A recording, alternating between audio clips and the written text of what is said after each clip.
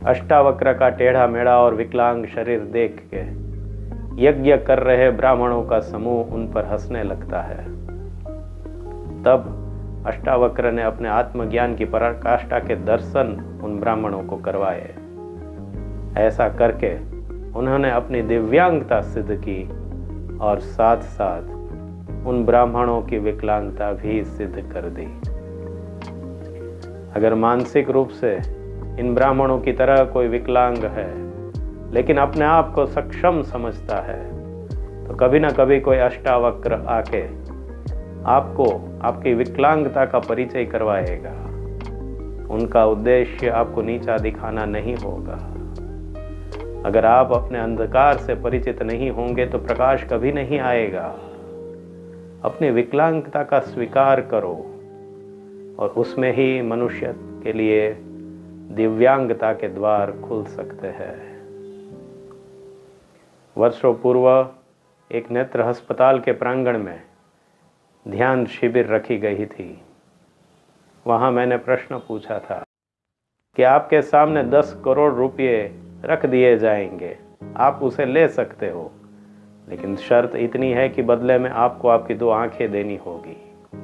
तो क्या आप वो आंखें दोगे? किसी ने हाँ नहीं कहा।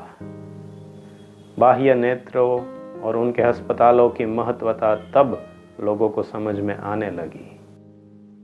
इंसान अपने को गरीब समझता है, लेकिन अगर समझ की दृष्टि से देखे तो करोड़ों रुपये में जो खरीदा न जा सके ऐसे शरीर का वह स्वामी है। लेकिन ऐसी समझ, ऐसी दृष्टि अल्प होती है। लेकिन ऐसी समझ भी किसी किसी में आ जाती है, लेकिन उससे भी परे एक ज्ञान दृष्टि है। अगर वह ज्ञान दृष्टि पूरी तरह खुल जाए तो उसे ही तीसरी आंख का खुलना कहते हैं। तीसरी आंख से जब कोई देखता है तो शारीरिक इंद्रियों द्वारा अनुभव किया जा रहा सारा संसार जल के राख हो जाता है। फिर सिर्फ दिव्यता बचती है। तो जैसे हमने पूर्व में समझा कि शारीरिक आंखें और इंद्रियां बहुत मूल्यवान है, लेकिन सबसे ज्यादा अमूल्य है इस तीसरी आंख का खुलना। उस तीसरी आंख को खोलने के लिए शारीरिक इंद्रियों की आवश्यकता नहीं है, उसके लिए आवश्यकता है बुद्धि की।